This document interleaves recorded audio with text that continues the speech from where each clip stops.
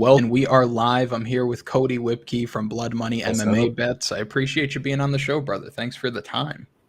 No problem, man. I've been watching your show for a while. Like you said, we started right around the same time, and it's an honor to be on your show, man. You're a sharp dude, so can't Oh, wait I to see what I appreciate learned that. today. I appreciate that. I'm very selective about the people that I want to bring on. And you were somebody I wanted to bring on because I don't know if you know this, but your reputation is very solid out there. Like there's a universal consensus respect for you out there in the space. So wanted to bring you on. I'm glad you had the time, and we don't like to waste any time on the channel. Yeah, So we're going to get right into it, and we're going to go in bout order. So we'll start with Johnny Munoz, Willie Cat. He's right now plus 140 against Willie Cat. Do you have any hard lean for this one, Cody? yeah, man. I really like Santos in this fight. I really like Willie Cat. Munoz ain't bad. Good wrestling. Decent wrestling. Good jiu-jitsu. His striking isn't that bad. If you're watching him strike against like Ludovic Xiaonan. But man, Daniel Santos, like, because where Johnny Munoz is strong is the wrestling and the grappling, but Daniel Santos is a black belt himself, showed good defensive wrestling against Castaneda. I believe that Santos is going to get that second round finish in this fight. They might do a little grappling in the first round, and then Santos will start taking over in that end of the first, hit him with some body shots and that pressure in the second, and get him out of there.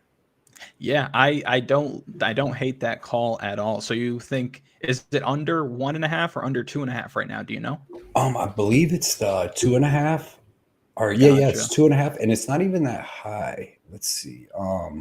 Well, while you're pulling that up, I do want to mention that I like Willie Cat as well, because if you look at his fight when he came into the UFC against Julio Arce versus what he looked like against John Castaneda, night and day.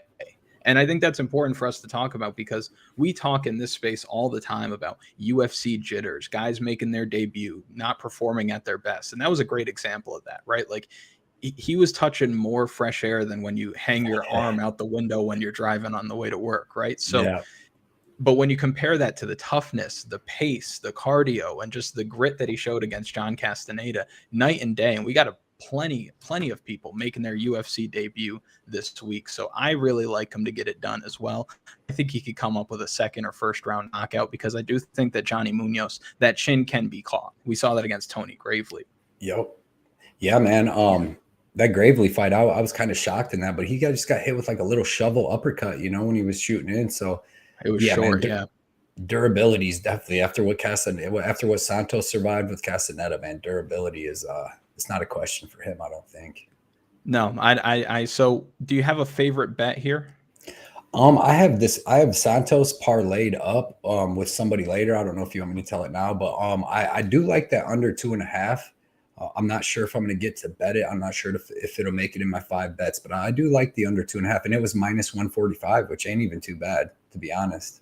No, it's not minus. And also Johnny Munoz Jr., the grappling upside is there. He could come up with a submission here, and it wouldn't surprise me. So you got two guys with a lot to prove. I think they go at it, especially opening up the card. I think under 2.5 rounds makes a ton of sense at minus 145.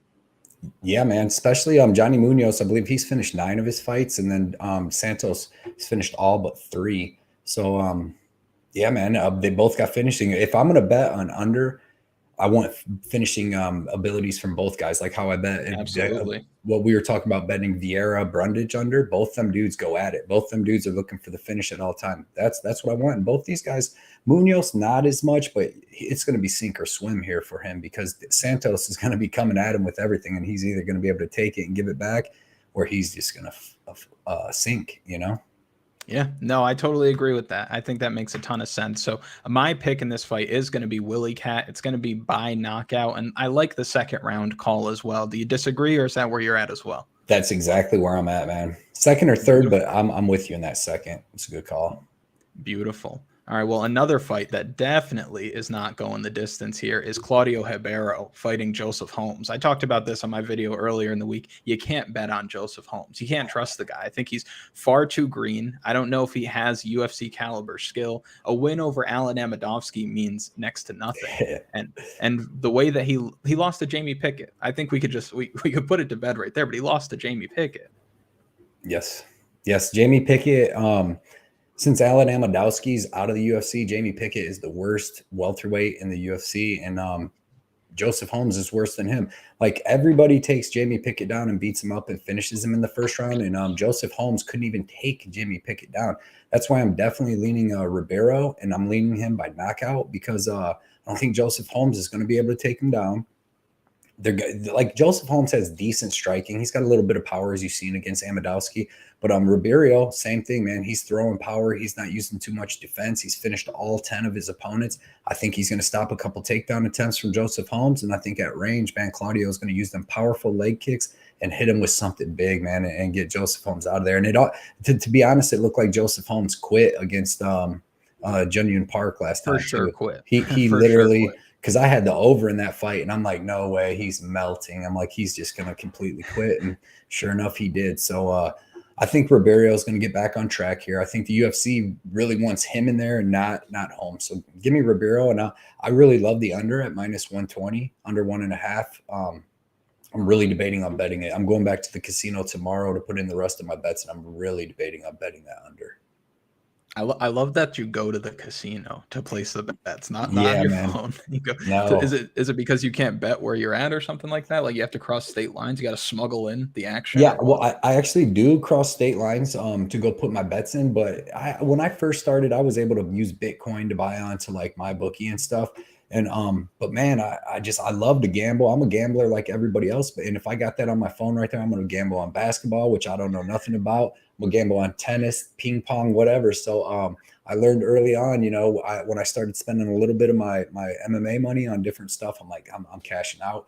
I go to the casino, I put in my 5, maybe 6 bets, and there's no chasing bets. There's no just putting in this parlay for fun. I don't waste no money. Even when I go to the casino, I walk by all the games, all the there you go. slot machines straight to the bookie, man. I've been doing this for I'm older, a little older, so I've been doing it for a long time, and I had to figure that out the hard way, man. When you say betting on basketball, he doesn't mean NBA. He means like Lithuanian women's basketball. Yes, like yes. Anything. At 2 a.m., you can't even watch it. Yep. So that's why I'm like, dude, I can't do it. I'm like, and it, like I said, and then it makes me think my bets out, man. I spend my whole week just trying to find 5 perfect bets. I spend hours and hours, and they usually, and you do pretty well. You said last week you had a good week. Yeah. 4-2. I won 6.25 units. It put me up over the 100 unit mark total since I started my channel. And then I'm up, I believe 22, 23 units this year. So there you go. Loving it. There you go. But you got egged just like the rest of us last week. But yeah, I think that Claudio Ribeiro gets it done. And even in his UFC debut, I picked him to beat Abdulrazak Alhassan with almost no confidence because that fight was going to be a knockout one way or the other. But what Abdulrazak Alhassan did that I don't think Joseph Holmes is going to be able to do is defensively, he was seeing everything so well. And he was even dealing with the leg kicks better than I think Joseph Holmes will. And he also had a bigger power coming back toward the Ribeiro corner. So I don't think that Joseph Holmes really has any answer for him on the feet. I think those awkward angles, that deep gas tank and everything, like the aggression overall that Claudio Ribeiro is going to bring to the table, is just going to overwhelm him. And I see him getting knocked out probably in the first round, realistically. Good. I'm glad that you're seeing that too. That's what I'm seeing too, man. I think that Ribeiro's not going to be worried about the shots coming back. And I think he's just going to try to walk him down and get him out of there. And then if he slips on a banana peel, if you bet that under, Joseph Holmes has the jiu-jitsu. So say he slips and falls, Joseph Holmes gets on top of him somehow and gets the choke. But I'm with you, man. I'm seeing Claudio getting that first round knockout vicious. There we go. Our next fight here is Rafael Estevam. He's stepping in on short notice to fight Zhalgas Zhumagulov, who has maybe the worst luck in the UFC. There's a dude, like I was thinking about Zhalgas Zhumagulov earlier today, right? And you have to feel for the guy because he's basically 2 poor decisions away from being, instead of 1-5 in the UFC, 3-3 in the UFC. And it's not even about the record as much as it is to me personally when I think about these guys, because the sacrifice that they put in, that they got to pay for the travel, pay for the coaching, everything involved. You're getting half your check when you lose. And he didn't lose his last 2 fights. So he's fought in the UFC 5 times and he's gotten his win money 1 time. Yeah. And the matchmaking, it's not like it's been favorable. Like Manel Kopp, Amir Albazi, Jeff Molina, Charles Johnson, like he's fighting killers. He's not that young. He's not that marketable. He's not making any money. Like I feel bad for the guy. And now he has to fight Rafael Estevam, who's 26 years old, 11-0, Brazilian. He's going to fight aggressively. He's coming out of a big gym. If this is even close, he's going to lose a decision. So I feel like his back is just too far up against the wall this week for me to have any confidence in ZZ Top. What do you think? Yeah, man, I'm with you because it's weird, man. Like I'm actually picking Z to win the fight. I think he's more well-rounded. What? Dude, I'm telling you, like, yeah. Dude, because Estevam, he's got decent striking. It's not nothing crazy, but he does have decent striking. He's got decent wrestling, and he's got really good jiu-jitsu. His ground and pound sick, and he's got good cardio, right?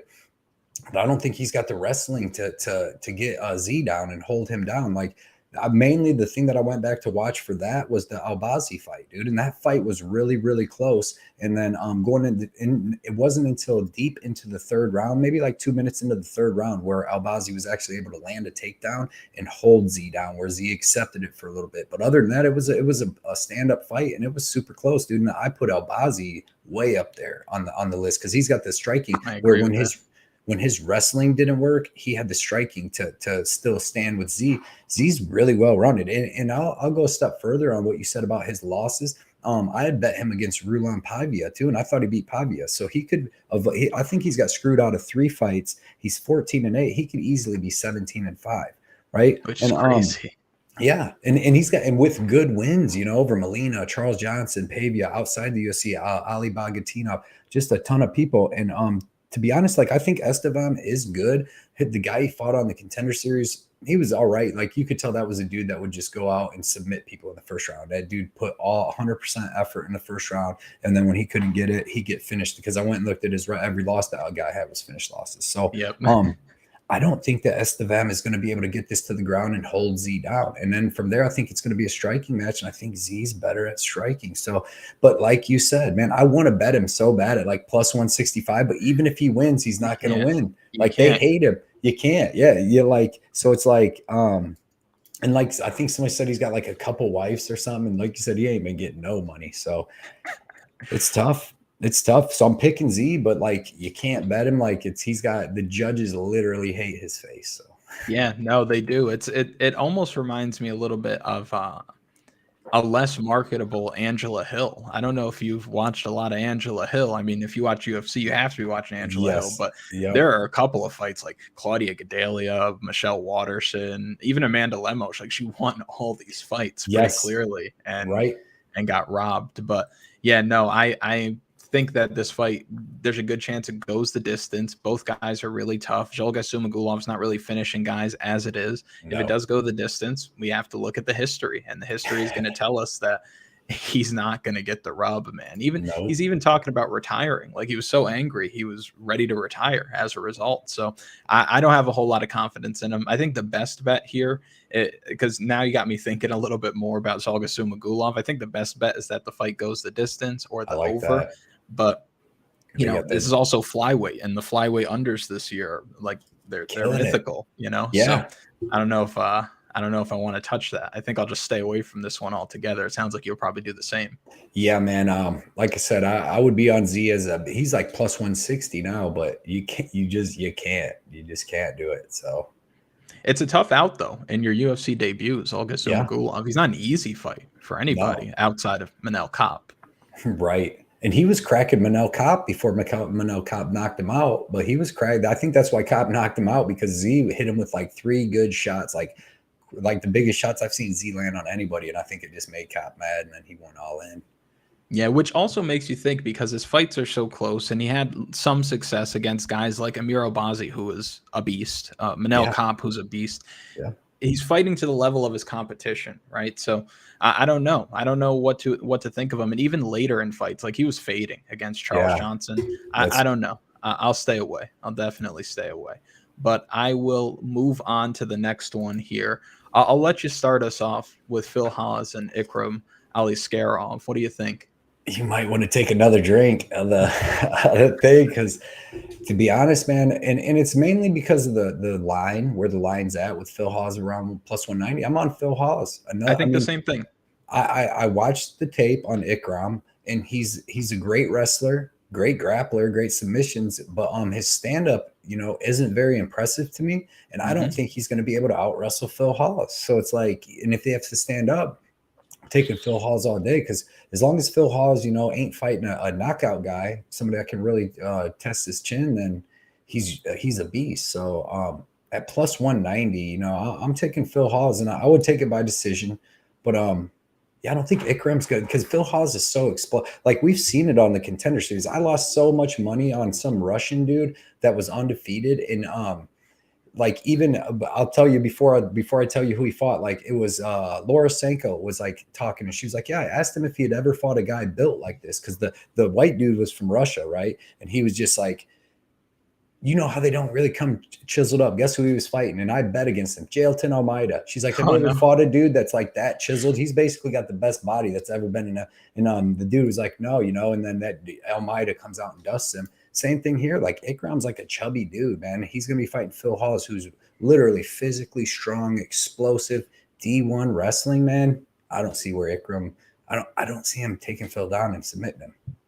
No, I don't either. Phil Hawes is rocking 100% takedown defense in the UFC. If this kid gets stuck on his feet, I think he's in a world of hurt, realistically. And if you go back and watch his fight with Khamzat Chimaev, he got cracked. But it was also, if I'm remembering correctly, it was like the backhand uppercut with like no setup, right? Like, threw it like how Darren Till would throw it. And yes, right under a jab too. I mean, Ikram just threw out a. I mean, dude, I was just watching. I mean, I've watched that like 30 times in the last week, but I seen it just a little bit ago. Like, it was perfect. Yeah, no, it was. And I think that Phil Hawes has the power. My issue, though, with Phil Hawes is he's not going to be the kind of guy that's going to come back. That's my issue. He's not going to pull victory from the jaws of defeat. You know what I mean? Like, if things aren't going Phil Hawes' way, they're not going his way. But he is also having success before things aren't going his way. Like, against Chris Curtis, he was touching Chris Curtis up. And if I remember correctly, that's Chris Curtis's. Was that his debut or yeah, short notice debut? Yeah, it was a short notice debut. He was a big underdog, and you see Phil Hawes lighting him up, and we're like, oh, okay, that's what we thought would happen. And the Action Man did what the Action does, caught him, put him out. He beats Duran Win, who on our channel we call him the Woat, right? And that's what he is. Yeah. But then even against Roman Dolidze, and that guy's a savage. He was having a lot of success before he decided to grapple. And honestly, if he just stayed on the feet, he would have had more success against Roman. I worry about Phil Hawes, though, not only defending the takedowns or rather keeping it on the feet, but defending the takedowns and how he's going to look later in this fight. Like, Abe just made a good point in the chat there, like the gas tank.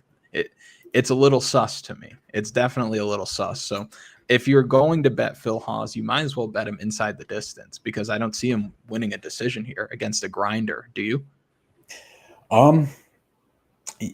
Yeah, man, I think he can. I think that he can keep it standing and just beat the dude up. Because I mean, Ikram's tough. I mean, unless he does hit him with one of them Malkoon shots or something like that. But Phil Hawes, it's weird because he does have that power, but like against like Chris Curtis, he's touching you up. He throws a ton of volume with a little bit of power, man. He could, though. I guess if he can stop the takedowns. What's the under looking like on that? Because if he can stop the takedowns, then he may be able to end Ikram. And if he can't stop the takedowns and he gets tired, then maybe Ikram can sub him. But the thing is like Ikram and some fights I was watching on his tape, he seemed to get tired too in a couple of them that had to get out of the first round. Yeah, no, I did see that as well. So I see what you're saying, because if Phil Hawes is able to just keep volume in his face and mind his P's and Q's and stay at distance, I don't know if the kid has much for him, but I do just worry about the situation where he's getting held up against the fence and Ikram's trying to trip him, get him down, work on him, or wear on him. So it's tough for me, but I do definitely prefer the Phil Hawes side of this. I thought that from the jump. The more I looked into it, I thought that, and I'm happy that we're aligned there, because I feel like that's the right side, especially at nearly plus 200. That's crazy.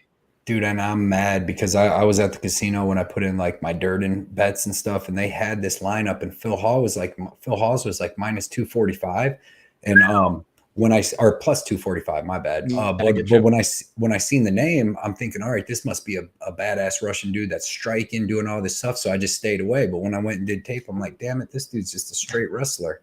I was like, man, I should have I still almost want to bet Hawes at plus 190, but we'll see, man. We'll see where that line goes. Definitely.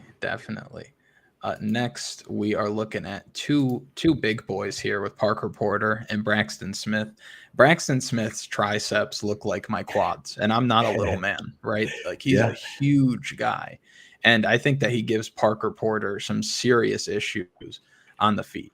Parker Porter, volume, sure, but he's really a generalist. And my thing is, when you look at guys like Parker Porter, I thought the same thing about Salsa Boy last week, and I know I talked a little bit about this before streaming. Salsa Boy, we both picked Pizzao, and a lot of that had to do with the fact that he's got no power for heavyweight. Like KOing guys in the regional scene is a lot different than KOing guys in the UFC. And when you are a UFC heavyweight who throws a lot of volume and you don't have UFC heavyweight power, you're not somebody that I'm gonna back. And then Parker Porter, I mean, I've washed my hands with him after he ran onto that left hand of Justin Tafel last time out. Because for me, I've looked at Parker Porter as when you get a fish tank and you buy the sucker fish to keep the tank clean.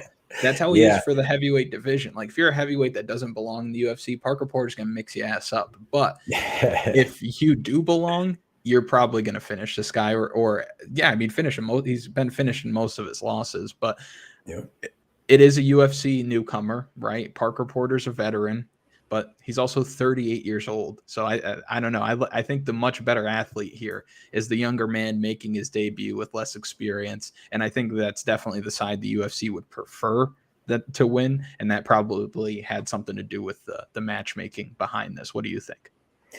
Yeah, man, I agree with you. The UFC is definitely not trying to build up Parker Porter. You know what I mean? At this point, they're the opposite. They want a big heavyweight that's coming in, knocking people out, and that's what Braxton Smith does. Parker Porter, like you said, got knocked out by Tafa. I went back and watched some of his fights, man. I bet him against Tafa, and I don't know what the hell I was thinking because I went back and just recently, and I know I watched it then too, but him versus Alan Bedoya, and he couldn't even finish Alan Bedoya, and it was kind of back and forth, came down to the third round. So that's a terrible look because Bedoya is the worst heavyweight. There was somebody, you had like Hunsucker, and there was another one that was the other worst, and now it's basically him. But yeah, man, I'm with you. I think Braxton Smith is going to catch Parker Porter. He got knocked out pretty bad by Justin Tafa. It was like maybe 3 months ago, if that, 2-3 months ago. And I see him rushing in, maybe even trying to get a clinch, something, and he has no power. So all it's going to take is one good one from Braxton Smith, just like it took from Tafa. I'm staying away from this fight. I see the line was coming down on Braxton Smith a little bit, but the odd thing was, at first, before I did tape, I was like, man, I was looking at the over 1.5 because it's like plus 130, and Parker Porter goes the decision when he's not getting beat. But then I thought about it. I'm like, dude, he's probably going to get knocked out because if Parker Porter wins, he's going to be weighing on him. He's going to clinch him up against the cage, slow the fight down and all that. And that's why I could see the over. I thought I was going to want to predict Parker Porter to win when I'm like, it's going to go over. But no, I think Braxton Smith is going to touch him, dude. Well, there may be some merit to that when you think about it, because he got caught against Justin Tafa because he got antsy, right? When you go back and watch that fight, you're fighting a power puncher in Justin Tafa who really is only going to win if he hits you with a big hook, basically. Yeah. And instead of just getting after him right away, or instead of minding his P's and Q's, fighting behind the jab, he decided to get after him right away. And it just seemed like he wasn't going to be he wasn't patient enough in that fight. So maybe in this fight, he's more patient because he just got knocked out. So if the over is set at, say, 1.5, which I'm assuming it is, if it's at plus money, I feel like that might be the best bet here, possibly. Yeah, it is. It's like plus 135 for the over 1.5. And what's Braxton Smith at right now? Because you said the line came down since I think I seen him at plus 140 on sportsbook.ag before I hopped on. Let's see. Well, that makes sense. That makes sense that money would come in on him, because I do think that it makes more sense that he's not as big of an underdog as he initially was. Parker Porter, somebody you just can't bet on with any kind of confidence. So the pick for me in this fight is going to be Braxton Smith, and it seems like you're aligned there. Yeah. Yep. So hold on, we're a couple fights in. Daniel Santos, we agree. Ribeiro, we agree. You think Zhalgas Zhumagulov is going to win. Oscar, clean this up.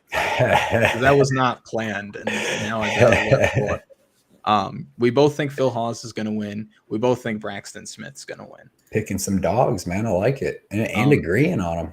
If we're not in agreement here, there's a end stream button right there, and we're gonna be off of this. The uncrowned strawweight queen, Marina Rodriguez, friend of the show, is going to get it done this week, and she's going to get it done by decision, and she probably wins every round because she's bigger, she's faster, she's longer, she fights long, extended combinations, and she throws way more strikes. And I think she's going to be able to keep the feet against Virna in this spot. Do you agree? Yes, man. Okay. Nobody knows yet. I haven't put nothing, but I bet Marina Rodriguez, man. I bought the dip at -130. She started minus 300. Oh, wow. I got her at -130. It's already going back up. Let's see.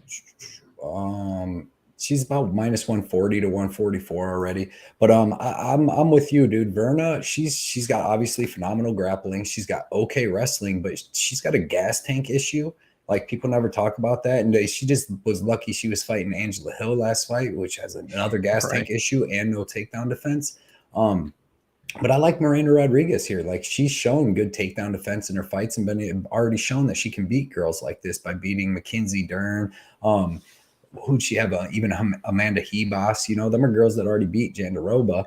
And I'm with you, man. I think Marina Rodriguez stops the takedowns, and then she's going to be able to piece up Virna throughout the fight. And Virna's going to go hard in that first round, try to get some takedowns. And the thing that makes me feel good is even if she does get the takedown and wins that first round, she's going to slow herself down and she's not going to get the sub because Marina Rodriguez survived the whole second round underneath Mackenzie Dern. And Mackenzie Dern had her in every position, took her back, had her in mount, everything. And she survived. So, and Dern's better than Virna. So I'm with you, man. I really love Marina. I couldn't believe I got her at -130. She should at least be -200 in this spot. And I agree there. I'm happy, man. I'm happy with it. I like the MMA math there as well. That was 10 out of 10 MMA math there. Yeah. Let me see here. I'm trying to fix something because I realized that there's an issue with the graphics on screen, and I don't want that to come up later when we look at Movsar Evloev after we lost Bryce Mitchell, which is crazy. Yeah. I don't know if you saw Embedded and you saw his purple shoulder, but how is this not something that we talked about before? Like, how do we get this deep into fight week and then find out that the fight is canceled? That's a little crazy. Especially because Movsar was filling in for Jonathan Pierce. So, like, this is already like a back. So Bryce was already he's going to be hurt for that one too. Crazy. Yeah. All right, hold on. This might work. Just give me 1 second here. Well, we can look at the next one in the meantime. That's going to be Khaos Williams and Rolando Bedoya. Obviously, Khaos Williams wins this fight. They're not doing that guy any kind of favors. Did we lose you? Can you hear me? Yeah. Yeah, they're not doing Bedoya any kind of favors in this matchup. No, man. Khaos is going to knock this kid's head off, dude. This fight doesn't even make sense. Khaos is a savage, dude. He should be undefeated in the UFC. I bet Randy Brown against him, and I thought he did more damage than Randy Brown. And I was kind of shocked even when Randy got the split decision win. I thought he beat Pereira. You know what I mean? So he could be undefeated. When you go in there and you can get in a dog fight and out dog Matt Semmelsberger, you know, in a stand-up fight, like Rolando Bedoya does not have a chance.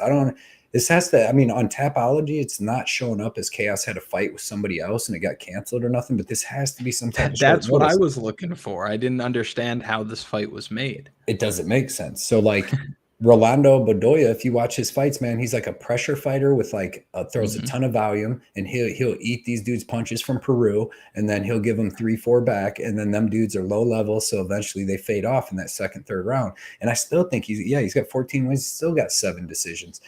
Bro, he's not decision in Khaos. Like, Khaos is going to come out here, and if he tries to throw that volume crap against Khaos and back him up, Khaos is going to hit him with one shot, one straight right, and put him out like he did Al Hassan, like he did Alex Moreno. Like, these are real good dudes. Like, this fight don't make sense. I got Khaos in a couple parlays. I have him parlayed with Santos from earlier. Then I had him with Evloev. So now I just got a big bet on him, and then him by himself. But Might even put him in another parlay with somebody else because I got 2 more bets to make tomorrow. But man, dude, I do not see any way chubby Rolando Bedoya beats Khaos Williams, dude.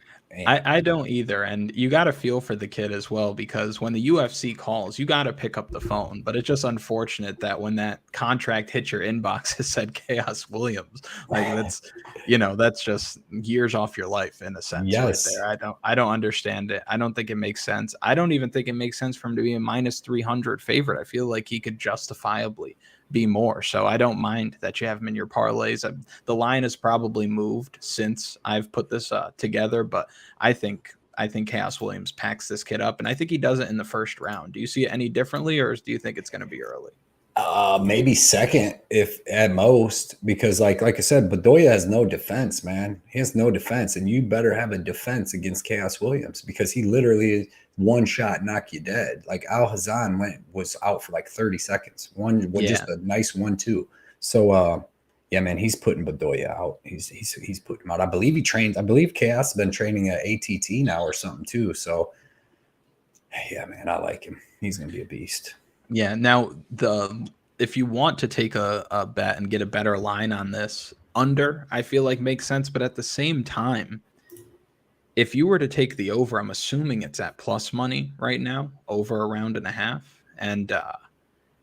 And you might see Khaos Williams have that kind of Yoel Romero approach, right? Where he's just slowly and patiently looking for the right shot to put this kid out. But at the same time, if Bedoya starts pressuring him, that he's going to fire back. And when he lands, this kid's going to stiffen up. There's no way. Yes. He's going to the shadow realms, dude. He's going to wake up wondering why Herb Dean's in his bedroom. I feel that. All right. So I was just going to say, like you said, dude, Khaos could be minus 600 or 800 here, to be honest. Yeah, and it would still make sense. More sense than them putting this fight together. I just found this. So real quick, what do you think about this? Because I haven't even really thought about this all week. The over-under is 1.5, and it's set at minus 110 through my casino. They don't even have it on this best fight odds. They didn't have any over-unders, but on my casino, it's minus 110 for the over-under 1.5. Okay, so that's the same on both sides, whether it's over or under. Yeah, it's a pick 'em. Yep. What would Khaos Williams be by knockout? Do you think it probably minus 150, 160, maybe minus 200, since that's such a rich win condition for him? I see a Williams by first round knockout at plus 200, second round at plus 300. You might just have to take both. I know that's not really your style, but for those that like to spread it out a little bit, you might just take both of those and let it ride. Yeah, because I'm not seeing like an inside the distance or nothing. But I thought the way that's a good bet. I might just do that, man. I might end up betting that tomorrow, the under 1.5, because the way that Rolando Bedoya fights, man, he's not just going to develop defense, and he trains at Shooter Box. Them dudes have no defense. Charles Oliveira, Santos, these dudes have no bang. Yeah, they're going to show you they're tougher, and I guarantee Khaos is tougher, man. They're like the guy on I forgot. His name is escaping me. As an MMA fan, for his name to escape me, this is rough. You might have to pull my card. But the guy no. The guy who was on The Ultimate Fighter. It's like, let me bang, bro. Like, that's Julian. God, he goes. Is it Simmons? No. He goes to the casino my sister runs in Columbus. Julian. Really? He just fought Mike Perry. God dang it. He's from Toledo, Ohio. He's from like 45 minutes where I'm from.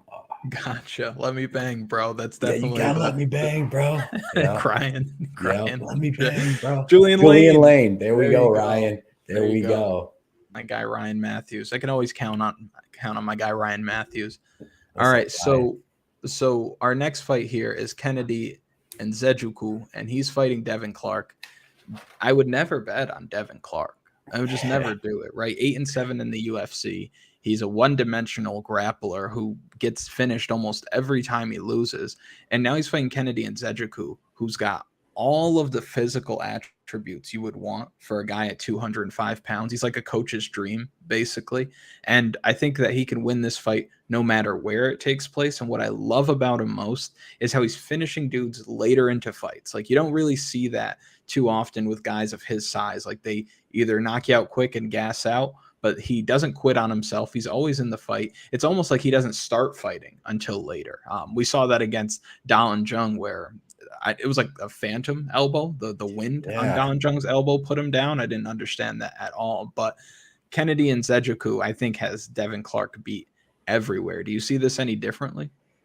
No, I mean, I'm picking Kennedy, and like you said, I'm taking him in the third round. It's just that, man, like Devin Clark's a different fighter from fight to fight. Like, sometimes he comes out and he just fights really good, has a really good game plan, like against like Alonzo Menafield, Dawoon Jung last fight, and then sometimes he comes out and just gets beat up, tries to throw big haymakers. He was even doing it with William Knight before he ended up finishing William Knight. He had gotten hurt. William Knight. The problem is, like, I'm picking Kennedy. I like him in the third round because he basically like Homer Simpson's people. You know what I mean? Yeah. More than having good cardio is that like he just freaking takes a beating. Like Carlos Ulberg usually literally beat the brakes off him, gave him a whole case of the beats, and then like he gassed out and then he got finished. Danilo Marquez was beating him the first 2 rounds, dominated, not really beating him up, but just out grappling him. He gassed out, got finished.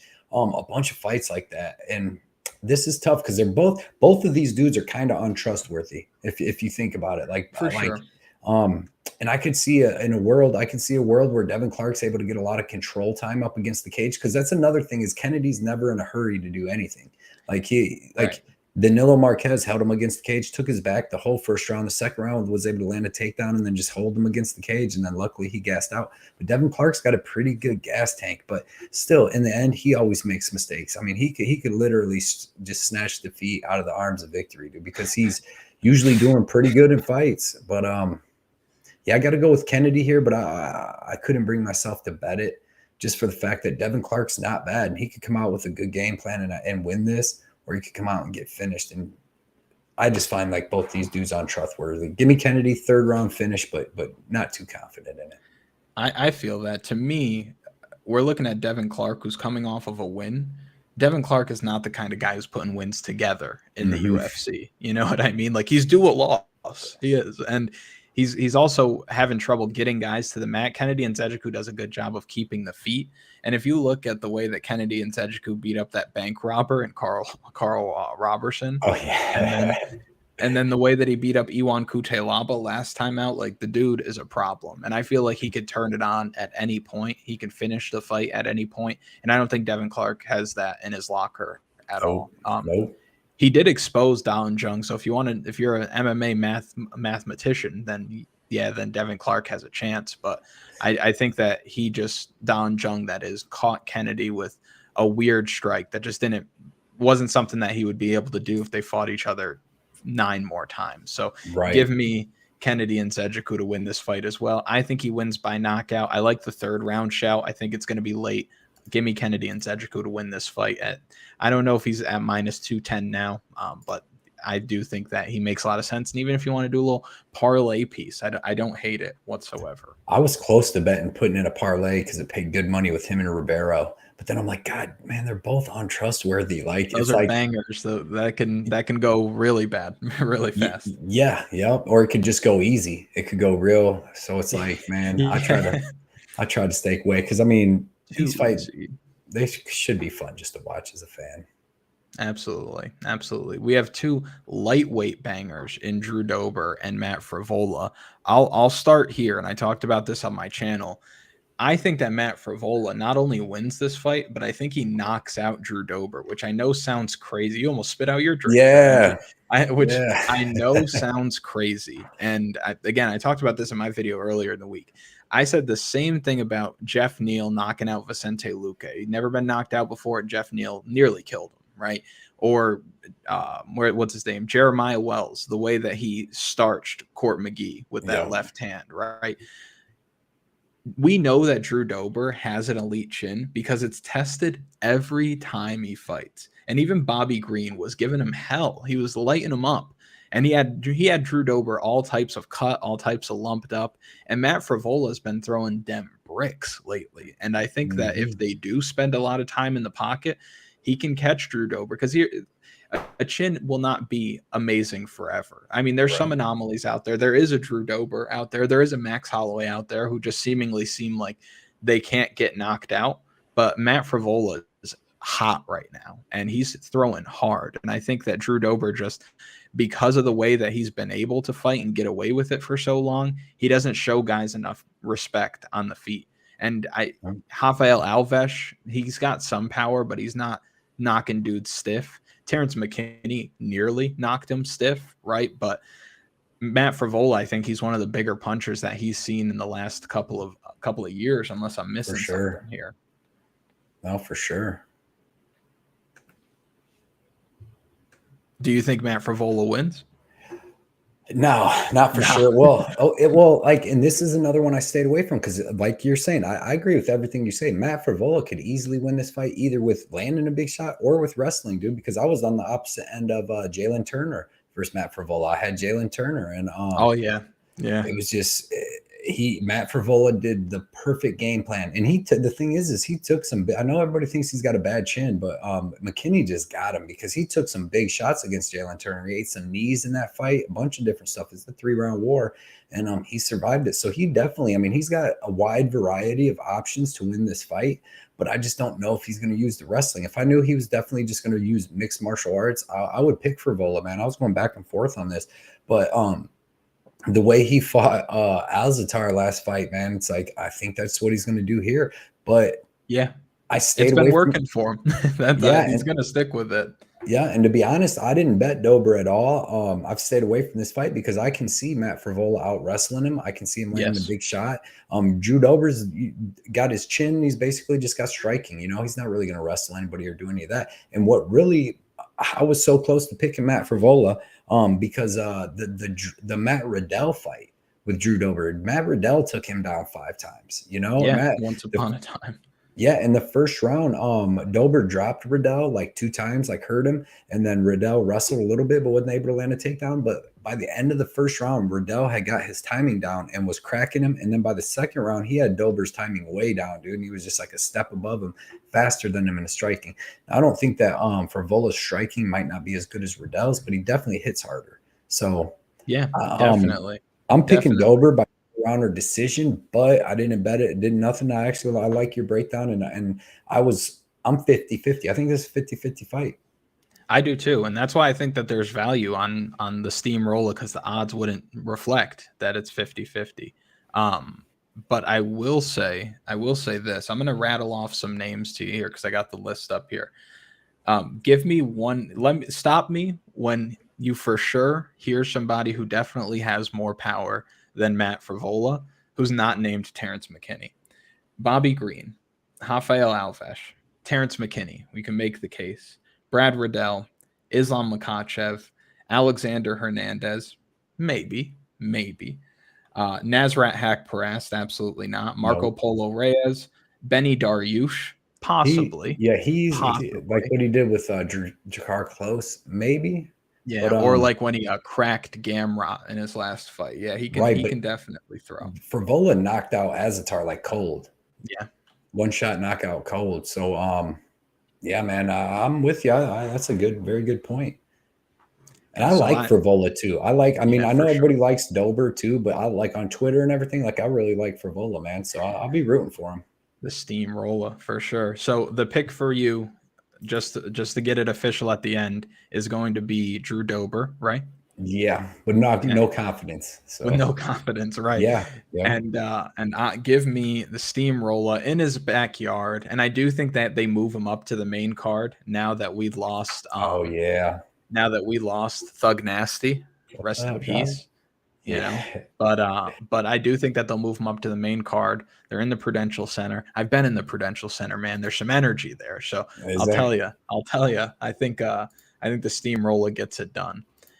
Next, we have Charles Jourdain. He's fighting Kron Gracie. Finally, we see Kron Gracie back in action this week. I'll let you go because I took the lead on the last one, that is. So let me know what you think.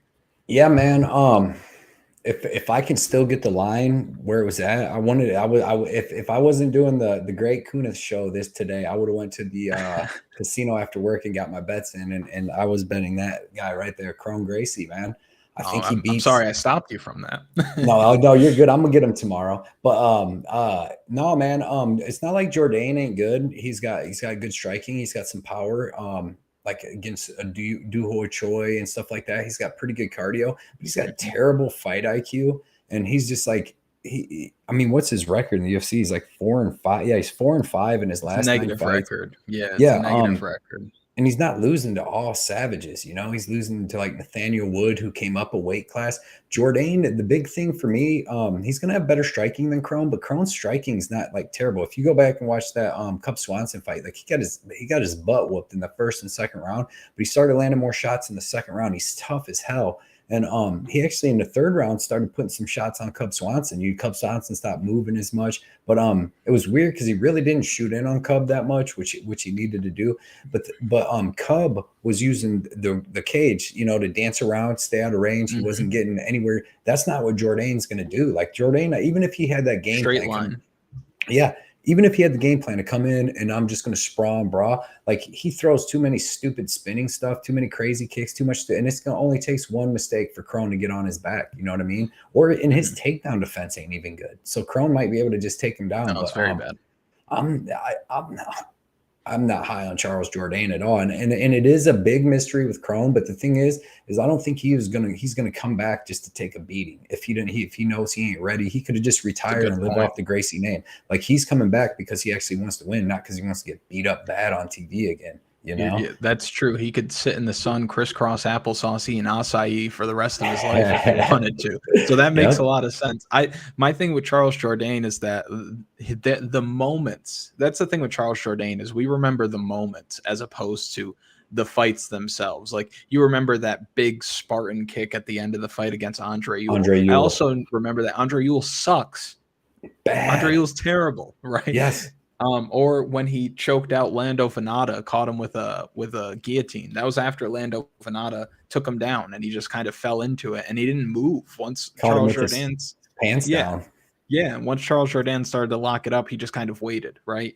You remember the knockout over Duho Choi, who Duho Choi is an exciting fighter, but all-time bad defense when it comes to striking. Yeah. So, but then you see the losses like Nathaniel Wood took him down a bunch of times. Shane Burgos had his back forever for nearly the whole fight, right? And I don't know if you watch PFL, but OAM just backpacked Shane Burgos like it was nobody's business. So if Shane Burgos is able to do that to you, let Kron Gracie get there, and he's going to finish that position, no doubt in my mind. I like Kron Gracie. I'm surprised that he was the underdog here. I did talk about this a little bit on my channel, though. If this goes beyond the first round, and you can get Charles Jourdain at plus money or close to it on a live line. And I know you said you don't do it on the phone, so the live betting's not an option for you. But if you could, that might make sense because Charles Jourdain's not going to slow down. He's going to put volume out there. He is the better striker, even if Kron has improved. He's not going to close that gap, I don't think, especially being out of competition. And I do think that Charles Jourdain, if he does get out of the first round, it's because he's doing a good enough job of denying takedowns, surviving the clinch, and maybe even surviving a bad position where Kron is on his back, say standing up or something like that. So he's a super untrustworthy guy, Charles Jourdain. I don't like the idea of betting on somebody, especially at favorite pricing, who has a negative record in the UFC, and he's beaten guys that he should beat, and he's losing to guys that he should lose to. I think that he loses this fight. And I really like your point about Kron Gracie coming back. Like, he's not coming back to mess around, right? He's coming back because he thinks he can win fights. Yeah. Another thing too, real quick, is that dude, what the hell? They had Kron Gracie at 5-0 fighting Cub Swanson. Cub Swanson's a top 10 featherweight ever. One of the most well-rounded guys. Like Cub Swanson right now at 145 would probably beat up Charles Jourdain. You know what I mean? And he's old now, but it's like Kron Gracie came in against a dude that has good takedown defense, black belt in jiu-jitsu, phenomenal striking, and Kron Gracie had 5 fights. You know what I mean? Yeah. And still didn't do terrible. So if you have 5 to 6 fights, you need to be like Braxton Smith fighting guys Parker Porter. Yes. That's how much not a legend in Cub Swanson. But that's what they thought of Kron Gracie at the time, you know what I mean? That he can handle. Because I mean, Alex Caceres is better than Charles Jourdain too. And Kron Gracie came out, and his takedown defense ain't even too bad. He took him down, got his back real quick, and it was over. Took one time. Caceres, he's not going to be one of these guys that people look back on the sport and say like, oh, that's an all-timer. But Alex Caceres is a badass dude. Tough mofo. He's fought in the UFC forever, almost his entire professional career. Like he's been around forever. He's fought everybody. And when he iced Julian Erosa, that was crazy because I don't think he's ever done that. And Yep. he iced him. I thought it was cool. I thought it was super cool. I like it that him and Michael Johnson, man, are saving their legacy. They were like 50-50 fighters, you know what I mean? And then they've been doing good. Even in losses, they've been looking real good. So, but you know the jokes about Michael Johnson though. Like he's a 50-50 fight for Francis Ngannou, right? Like Michael Johnson's always in it, man. You just do not know with that dude. It's hard. I bet Jamie Malarkey against him, and he beat Jamie Malarkey, man. I'm like, damn, he beat him, and then they gave it to him. They gave it to me. They took it back in some other fights though, like the Dustin Jacoby versus Roundtree fight, a bunch of them. Oh my gosh, egregious.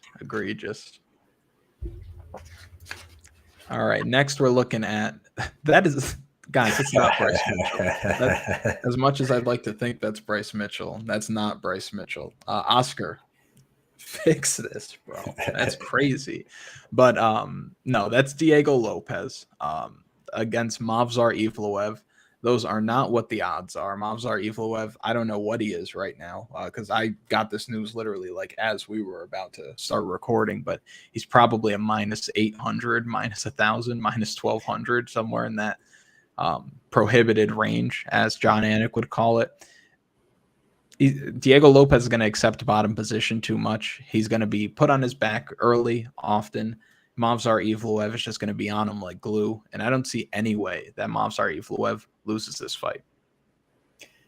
Yeah, man, especially on this short of notice. I mean, they must, like you said about the Bryce Mitchell thing, they must have known something because they got a guy in within 4 days. Lopez is going to be a lot bigger than Movsar, a lot taller and stuff, but the only thing he's really dangerous with is submissions. He's got some KO power, but he's got 11 submissions. But most of his wins are by sub. None of it's going to work for him. They're probably going to have to do a catchweight fight here, and like you said, dude, Movsar is going to beat him anywhere this fight goes. The only way if he would get lucky with some type of submission or something, Movsar's put himself in some kind of bad submissions over the years with like Mike Grundy.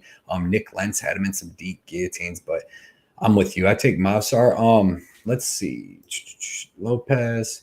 He has 2 TKO losses and 3 decision losses, no submissions. So I'm going to say by decision, unless he completely gasses out, because he had a tough fight with Joe Anderson Brito on the Contender Series. That was a good back and forth fight. And Joe Anderson Brito is good. So I'm going to say that he survives. Movsar is not much of a finisher anyway. He's more technical. So give me Movsar by decision. And that might even have a decent line because I'm sure a lot of people think that he just finished this dude. But dude's pretty proficient everywhere. My guess would be that Movsar Evloev by decision is around -300 come Saturday. That makes sense. Yeah. And I wouldn't touch that. That's just too much for a prop, in my opinion. If it's anything more than, say, -150, I don't know if it's worth it. This is just a fight that you can't touch at all. And again, that's not Bryce Mitchell. All right. I'm going to move on. Oh, my gosh. The Russian Ronda messing up everybody's parlays. Yeah, she did, didn't she?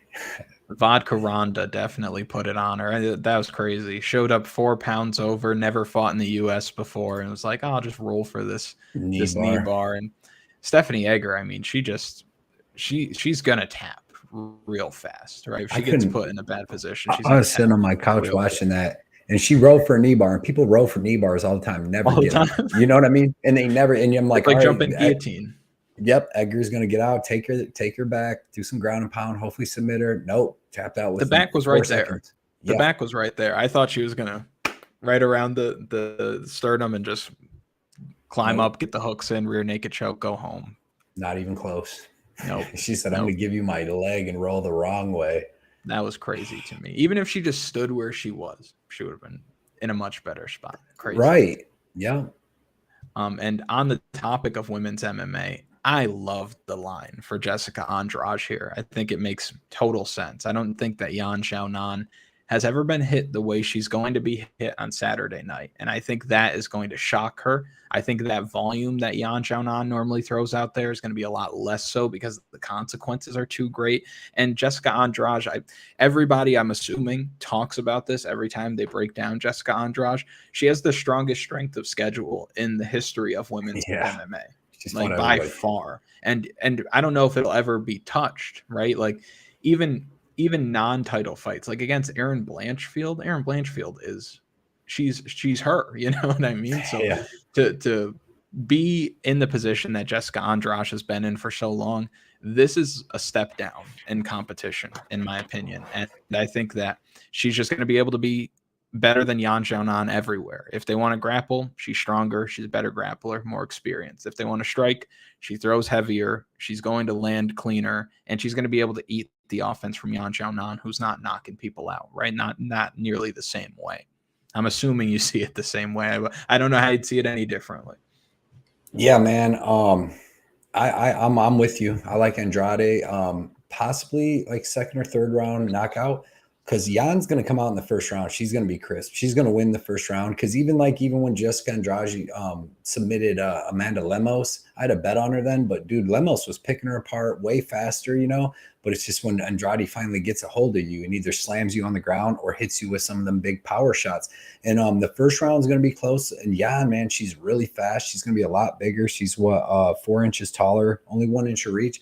But she's going to be fast, but she slows down as the fight goes. And her movement, like against Marina Rodriguez, she got beat up pretty good in that third round because she had slowed down. I thought she won that fight. I thought she won the first 2 rounds, to be honest. But slowing down and getting beat up in the third ain't a good look. And you can't slow down against Andrade, because you seen what she did against Lauren Murphy. She'll throw 100 significant strikes around, dude, throwing power at you. And I'm with you. I don't think Jan's ever been hit by any girl like this. So I like Andrade, and I think she does get her out of there under inside the distance. She's finished 5 of her last 6 wins. I don't see why she couldn't finish Jan. Jan's no tougher than Caitlin Chukagian or a lot of these other girls. So. Yeah, I like that. I like Jessica Andrade inside the distance, or Jessica Andrade by knockout. Even if you took the under, which I'm assuming is set at 2.5 rounds right now, I think that makes sense. Yeah, I don't see it any other way. Realistically, I think Jessica Andrade has her beat everywhere, absolutely everywhere. This next, so we've been pretty aligned. And if you haven't already, like the video, subscribe to the channel, comment if you're new, go subscribe to Cody's stuff as well over at Blood Money MMA. Catch him on YouTube. I have all of this stuff linked in the description as well. So you can catch him on YouTube, Instagram, Twitter, everywhere. Everywhere. Maybe a casino outside of the state with which he lives in. He might. Anywhere. But definitely go check him out. Sharp dude, good stuff. And again, if you aren't here at the very top, one of the strongest reputations in the game. I can't say that enough. I appreciate that, man. So far, brother, we've been aligned pretty largely throughout. Daniel Santos, Claudio Ribeiro. We were split with Estevam and Zalgasumagulov. Phil Hawes as a dog, Braxton Smith as a dog, Marina Rodriguez, Khaos Williams to nobody's surprise, Kennedy and Nzechukwu, Matt Frevola. You picked Drew Dober with no confidence. You think Matt Frevola is going to win? I know he's got a really good chance. Yes. Kron Gracie at plus money so far. We've agreed there. Movsar Evloev, of course. Jessica Andrade, of course. I don't know if you watched my video from earlier in the week. I've not had the chance yet to watch your predictions video from earlier in the week, but I have a hard lean here, and it might be different than yours. I'm going to have to pull this up as I pay homage to the side that I'm on. I like Bully B to get it done, man. I like Belal Muhammad to get it done. And a lot of it is because I don't love the idea of Gilbert Burns at 36 years old fighting twice in a month, because you're cutting weight, your body peaks, you go through the fight, and then you have to do that all over again within the next 30 days. And this is not a 3-round fight against Jorge Masvidal, who's going to be on the back foot the entire time and is going to retire whether he wins, loses, or it's a draw. This is Belal Muhammad, who wants it just as much as you do, has better cardio, has better wrestling. You're not going to just take him down and hold him down the way that you did to Wonder Boy or the way that you did to Jorge Masvidal. And he's going to put volume in your face as well. And I've talked about this on my channel before. Gilbert Burns, Cody, I don't know what your favorite food is, but for Gilbert Burns, obviously his favorite food, what he likes to eat most is jabs, right? That's just what it comes down to. Like, he'd be 2-division world champion if jabs weren't allowed in MMA, but he eats them and he doesn't deal with them all that well. That's the one strike that Belal Muhammad is somewhat proficient with, right? So I think that Belal Muhammad gets it done here. Yeah, man, I'm all over Burns, dude. I love Burns in this spot. I couldn't wait till that line dropped. I think Burns is better everywhere here. The cardio could be close, but Burns is such a dog that even if he gets tired, he's never just gonna like fold over and give up. Like, even when you watch that Khamzat fight, the thing is, I think Burns can out wrestle Belal. Like, Belal he wasn't like a high school wrestler or nothing. He did MMA wrestling. He's got good, just like Burns, but I think Burns is more explosive. In the striking, Belal, he's still, even like I thought that he just like completely beat the shit out of Sean Brady, right? Well, I went back and watched it for this fight, and like, it was close, and Sean Brady was landing that left hook at will, dude, and that was very telling to me, because Gilbert Burns has a crazy left hook. That's what he dropped Khamzat with. That's what he's dropping people with. He's got the better BJJ by far, so it won't even matter if Belal tries to take him down. It's not going to stay on the ground. Like, you seen, Khamzat came out, landed 3 takedowns in the first 2 minutes, and then didn't shoot another takedown the rest of the fight, because he realized, well, shit, I can't even hold this fucker. My bad. I can't even hold this dude down. You know what I mean? Because Burns just, his jiu-jitsu so good, and then he's just got a good get-up game. The thing that really gets me is, I think this is going to be a stand-up fight, because I think both guys are going to kind of know it's going to be kind of pointless to wrestle. I don't think either one's going to have an advantage in the wrestling or really in the grappling. I don't think so. I think it's going to be striking. And the thing is, like, how Belal, he looked good against Sean Brady, right? He's backing Sean Brady down. He's backing him down. He was eating punches to do it, but he's backing him down, putting the pressure on him. He knew he could do that with Sean Brady, because Sean Brady don't hit hard. But, dude, you do that with Gilbert Burns and you're going to sleep. Like, you come rushing in and just let him hit you with one of them left hooks right on the chin. And I just think that Gilbert's power is going to be too much for Belal here. I do think that, like, the 5 rounds definitely favors Belal, but, like, for sure, I don't think Gilbert would take this fight and give up that shot of having that. He's pretty much next in line for the title. He didn't even have to, like, after Kobe, he didn't even have to take this fight, but I think he took it because he knows he can win it. He was still in shape. He took no damage against Jorge. He took no damage against Neil Magny. So I think he knew right after that fight, stay in shape after that fight with because I'm sure bare minimum he's going to be like a backup for the Kobe, for the Burns or Edwards Kobe fight. He'd be probably the backup, weigh in, all that. So I don't think he would give up that shot. And he's 36, so he's staying in shape. He knows these are his last couple of years of fighting. And I just think that he's better everywhere than Belal. Belal's striking so slow, dude. Like, his striking slow. He's got the decent 1-2, and he was hitting Brady with that overhand right, but that's not going to be there against Burns like that, dude. I think Burns finishes him, to be honest. I think Burns can finish Belal, hit him with a big shot. Do you think he knocks him out? Do you think that's how he would finish him, knockout? I think he can, because if Belal, I think it's going to be a stand-up fight, dude, and Belal doesn't have nowhere near the power of Gilbert Burns. Like, Belal is not dropping Khamzat Chimaev. Belal, you know what I mean? Like, Gilbert Burns dropping Tyron Woodley. Like, Belal would definitely not drop Khamzat Chimaev, but I do think in a 5-round atmosphere, he'd cook Khamzat Chimaev in the 4th and 5th round. Yeah, if Khamzat wasn't able to get him down and submit him, which not too many people are getting Belal Muhammad down, I think that the cardio, I think that the only person that's got the cardio to match Belal Muhammad at 170 pounds right now is Colby Covington, right? But I think what worries me about Belal Muhammad, though, is that he's not going to wrestle, because if he does, he's in Gilbert Burns' world. No one tries to wrestle Gilbert Burns. Khamzat Chimaev wouldn't even try to wrestle Gilbert Burns, which people say, oh, he's trying to prove a point or whatever. I don't think he was trying to prove a point. I think he knew, I don't want to go down there. Yeah. I don't want no part of that, because he's going to slap on a ghillie, or he's going to grab an armbar from guard or something like that and just grapple me in a way that other guys in the division will not. Right. But I do think that if Belal Muhammad gets that jab pumping out there, and even if, because here's the thing too, like, you see these guys like Khabib's team, all these guys that are these boxer wrestler types, normally do a pretty good job of staying safe on top. and that could happen against Gilbert Burns. I'm not saying it will, but I think it could happen. And I do think that Gilbert Burns wouldn't mind being taken down because he has so much confidence in his jiu-jitsu. So I see a path to victory for both guys. I like your take on Burns having heavier hands. I totally agree with that. We've seen Belal clipped before and knocked out, like against Vicente Luque, but I think on the feet though, you're underrating Belal a little bit. Like we saw how good he looked against Vicente Luque. Like he was winning some of those striking exchanges as well. But time will tell for sure. Time will tell. But I do like Belal Muhammad to get it done, of course, by decision. How else is Belal Muhammad winning 90% of his fights? Right. That was another thing that was a big red flag for me is if you go back and look through Belal Muhammad's actual record of who he's beaten and then who Gilbert Burns has been fighting and beating and even losing to. Very different. Very, very different. Like Belal wanted a title shot off beating Sean Brady. Sean Brady was ranked like Belal's never beat a top 5 guy in his whole entire life. And Gilbert Burns been swimming in that top 5 pool for 3-4 years now. For sure. And like, I think Gilbert's striking is way better than Belal's striking, like way better. Agree. Like leg kicks, power in both hands. Where Belal's just, he's throwing a 1-2. That's what he kept hitting Sean Brady with.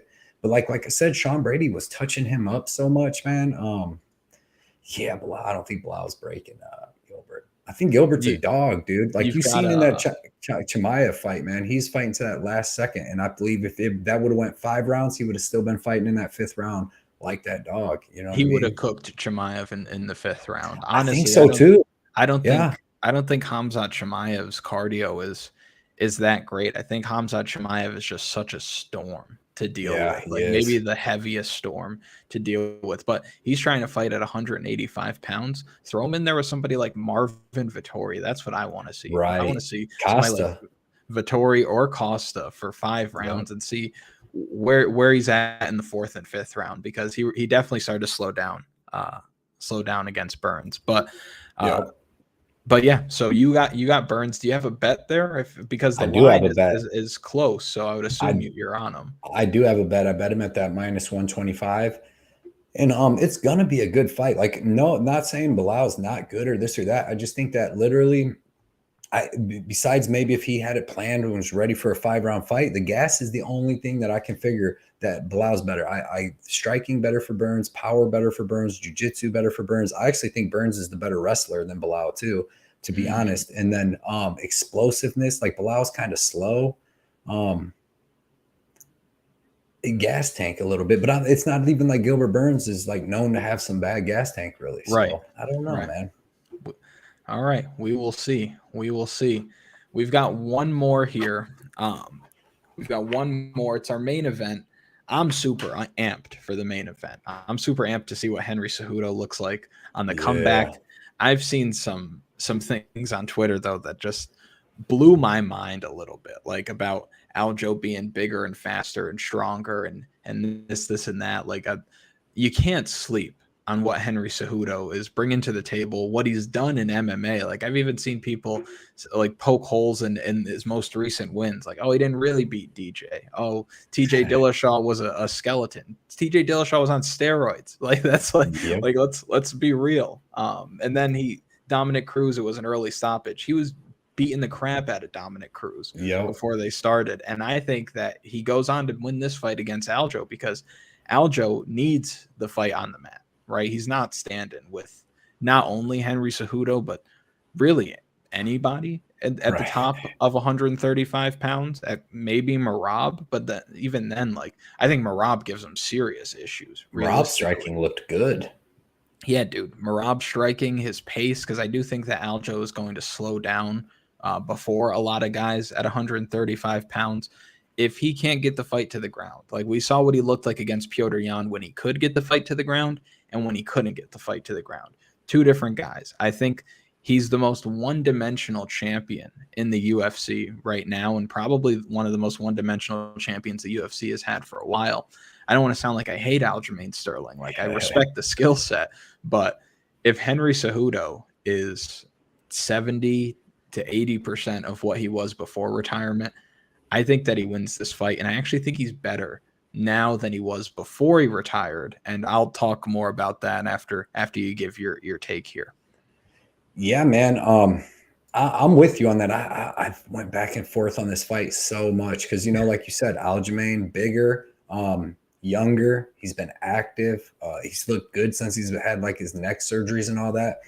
And he's got that phenomenal ground game, the backpack game. And I could see him getting, because Henry's so small here. I mean, look, Aljo's got 3 inches of height and 7 inches of reach. So, I mean, there's a world where he can just wrap himself around Cejudo, you know, and try to take his back standing, this or that. So it's going to be tough, but I'm with you, dude. In the end, if Cejudo's 80-90% of what he is, he's got some of the best fight IQ in the entire world, for a fight world for sure.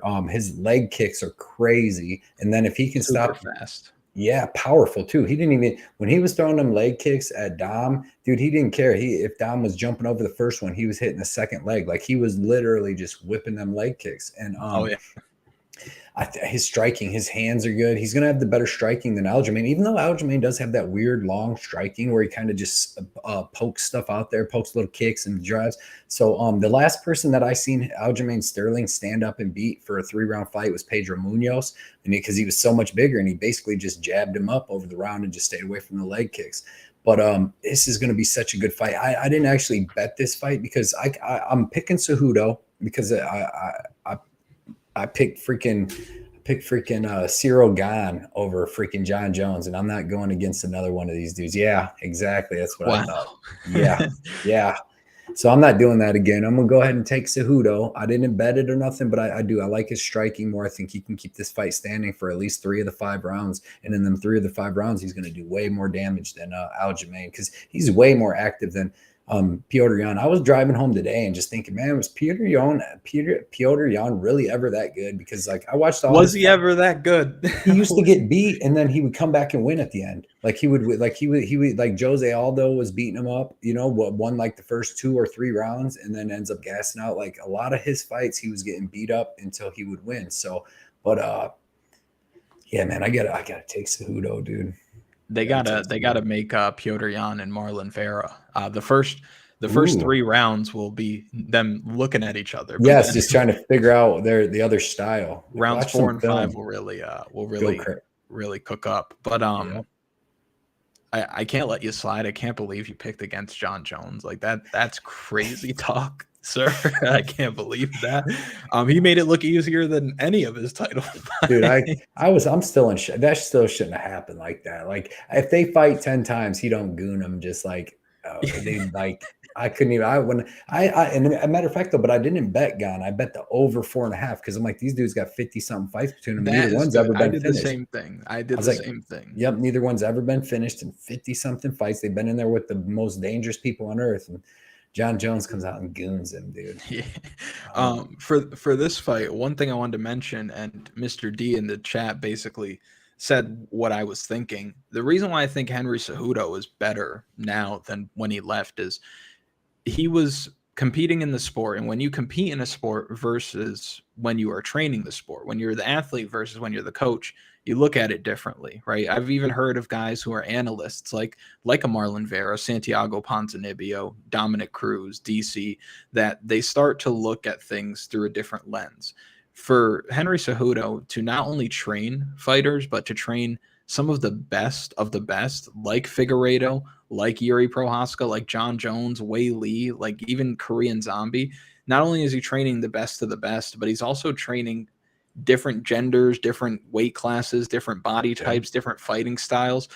That kind of looking at the sport from that lens is going to make him even more well-rounded. And I think that having that kind of mindset going into this, he's probably been able to, because he knew that if he was going to come back, it was going to be at 135 pounds. He's watching Aljamain Sterling's every move. It's kind of like Alex Pereira watching Israel Adesanya, right? Like he's watching his every move. And I think that he's got Aljo down to a science because, again, he's got to be the most one-dimensional champion right now. And he's the path to victory to beat him is very clear.